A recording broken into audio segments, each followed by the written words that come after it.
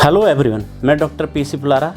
आज इस video lecture में आप लोगों को इनफाइनाइट प्लेन चार्ज डिस्ट्रीब्यूशन है, तो उसके कारण उसके बाहर किसी पॉइंट पर इलेक्ट्रिक फील्ड इंटेंसिटी के लिए एक्सप्रेशन क्या होता है वो फाइंड करके दिखाऊंगा।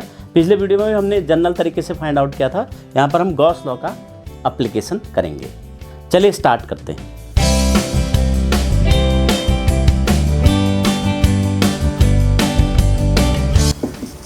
Electric field intensity due to infinite plane charge distribution. Charge distribution कैसा है? यूनिफॉर्म है, uniform charge distribution, infinite plane uniformly charge distributed. ठीक है, ये है।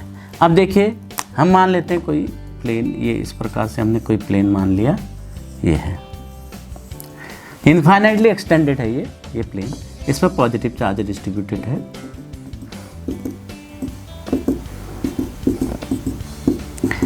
अब इसके लिए हम कैसा बनाएंगे? गॉसियन सरफेस बनाते हैं। तो ये सिलेंड्रिकल गॉसियन सरफेस बनेगा।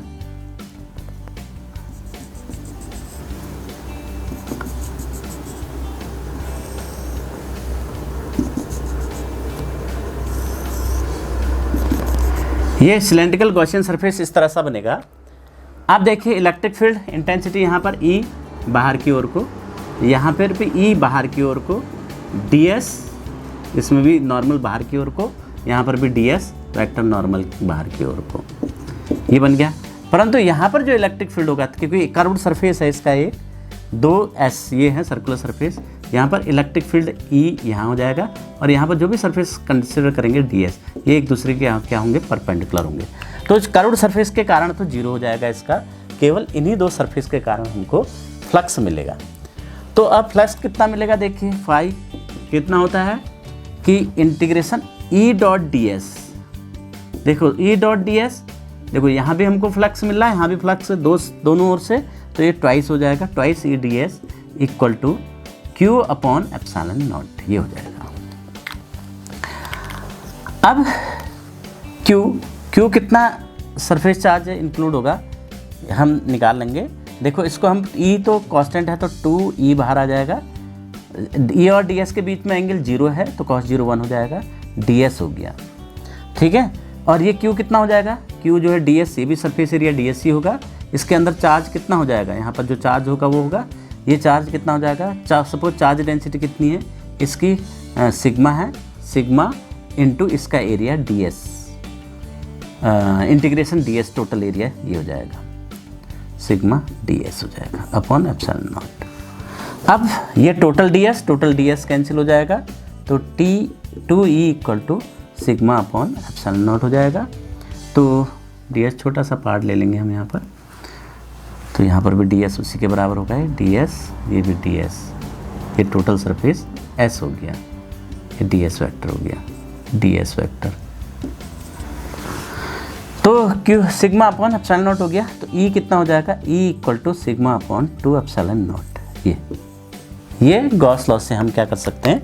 फाइंड आउट कर सकते हैं इलेक्ट्रिक फील्ड किसी भी infinitely plane charge distribution uniformly, उसके कारण हमको ये निकल आया। अब देखिए, ये एक ही सरफेस था, एक ही प्लेन है खाली, ये इनफाइनाइट प्लेन है चार्ज डिस्ट्रीब्यूशन का, तो उसके कारण सिग्मा अपॉन 2 एप्सिलॉन नॉट आया।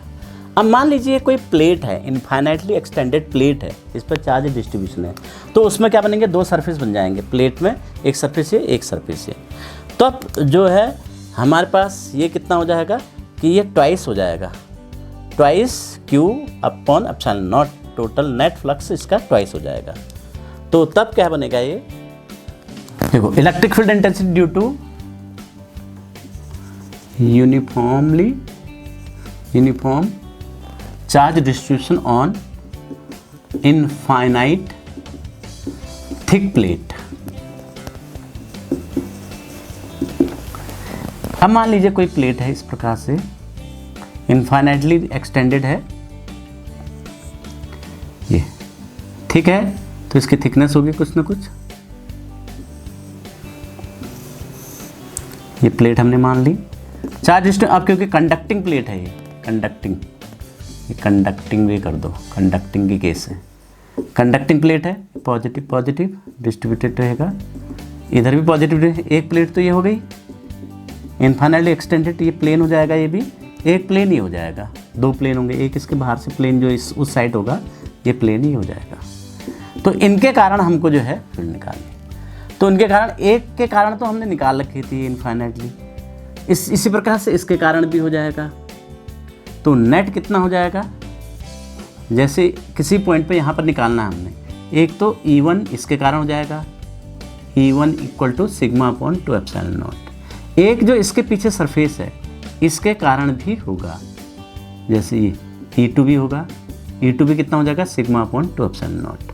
तो E इक्वल टू कितना हो जाएगा, E1 प्लस E2 नेट।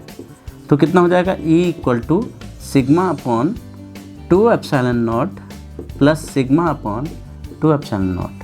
तो E कितना हो जाएगा हमारे पास, सिग्मा अपॉन एप्सिलॉन नॉट। ये थिक प्लेट है कंडक्टिंग, तो टोटल चार्ज दोनों सरफेस पर डिस्ट्रीब्यूट हो जाएगा। तो एक सरफेस के कारण इनफाइनाइटली एक्सटेंडेड हम जानते हैं सिग्मा अपॉन 2 एप्सिलॉन, दूसरे कारण भी सिग्मा अपॉन 2 एप्सिलॉन हो जाएगा। टोटल कितना हो जाएगा, दोनों को ऐड कर देंगे तो E इक्वल टू कितना हो जाएगा, सिग्मा अपॉन एप्सिलॉन नॉट, ये आ जाएगा। तो ये केस था। अब इसी में हम देखते हैं अगर दो प्लेट हैं, थिक प्लेट हैं, यूनिफॉर्मली चार्ज डिस्ट्रीब्यूशन है, उन पर पॉजिटिव चार्ज डिस्ट्रीब्यूटेड है और दोनों पैरेलल रखे गए हैं, तो उनके कारण उनके बीच में, उनके बाहर इलेक्ट्रिक फील्ड इंटेंसिटी क्या होगी, ये हम फाइंड आउट करते हैं। देखिए दो प्लेट हैं, एक प्लेट ये है थिक प्लेट इनफाइनाइटली एक्सटेंडेड है, एक प्लेट ये है, ये भी थिक प्लेट है, दोनों एक दूसरे के पैरेलल रखे गए हैं। अब इनके कारण हमको जो है इसके बीच में, प्लेटों के बीच में और इसके बाहर, और अपोजिटली चार्ज हैं, यह एक पर नेगेटिव चार्ज है, इस पर नेगेटिव चार्ज मान लेते हैं, और इस पर क्या है, पॉजिटिव चार्ज है। तब इलेक्ट्रिक फील्ड इंटेंसिटी क्या होगी, ये थिक है, इनकी कुछ मोटाई होगी, ये मान लेते हैं ये है, इस प्रकार से थिक है ये, और कंडक्टिंग प्लेट है ये, तो सरफेस पे जो है इनके चार्ज डिस्ट्रीब्यूशन होगा। ऐसी यहाँ पर ये बनेगा, ये भी थिक है,